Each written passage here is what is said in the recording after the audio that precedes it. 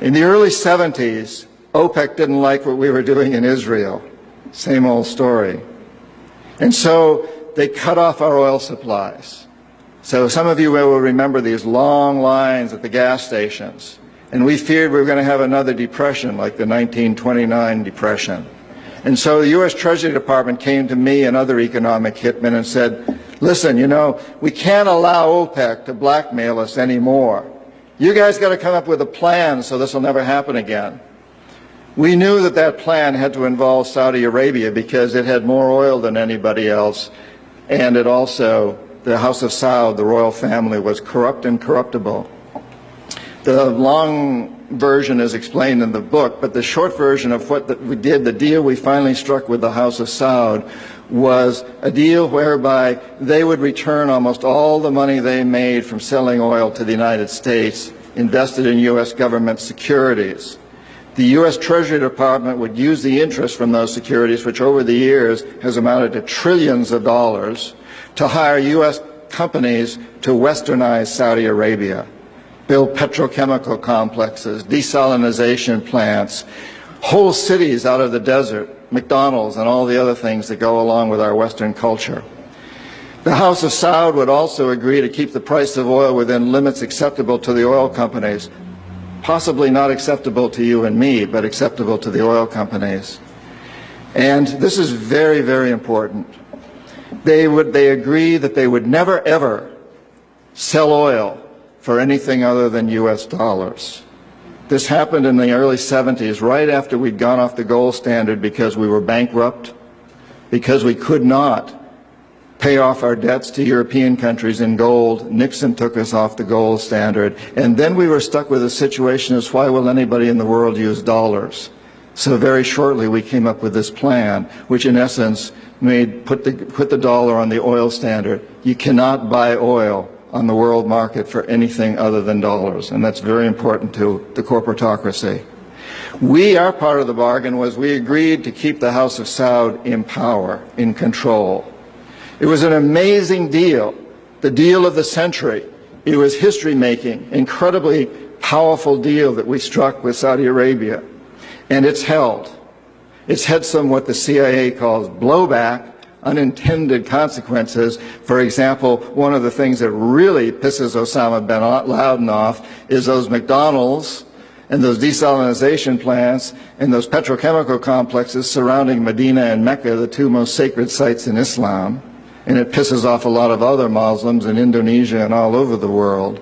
There's been some blowback, but on the whole, the corporatocracy looked at this as an incredible success. I had done my job. We economic hitmen did a great job with that one. So we decided that Saddam Hussein ought to accept something very similar. Now, probably a lot of you know that Saddam has been our boy for a very, very long time. You may remember Abdul Karim Qasim, who was president of Iraq in the early 60s. Qasim came up with a unique concept. He said, Iraqi oil ought to go to benefit the Iraqi people. How novel is that?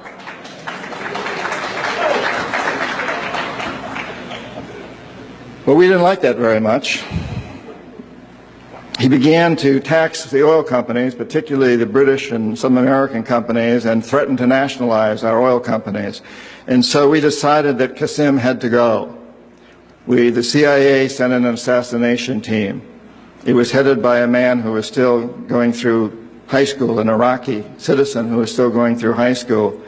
They riddled Qasim's car with bullets on the streets of Baghdad and missed him.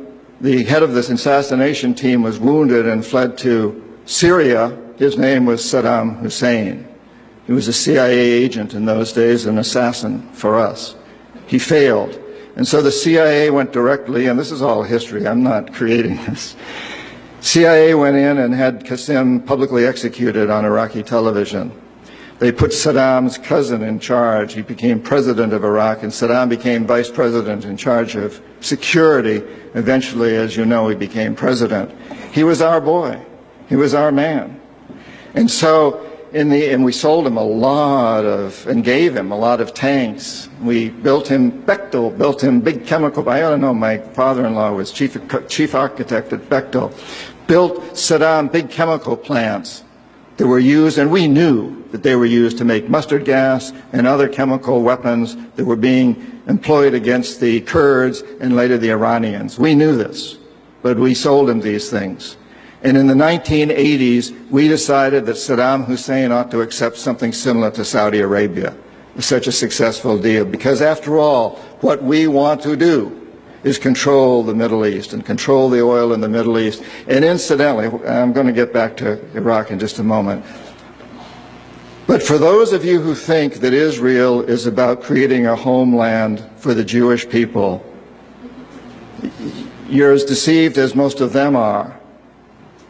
It's partly about that, perhaps, but what it's really about is creating a surrogate fortress in the middle of the Middle East. The Israelis are being used as pawns. They're being used like old armies used to use sheep that ran before the armies. There are surrogates, and their leadership knows that. Most Israelis probably don't. They think they're creating a homeland. But it's a very, very sad situation of what's going on there. And of course, the Lebanese and the Palestinians are caught in the middle of this. And Iraq is part of that too. We have to remember that Middle Eastern oil is the oil that's used by a great deal of Europe and China and Japan. If we control Middle Eastern oil, we control our biggest potential competitors, Japan, China, Europe.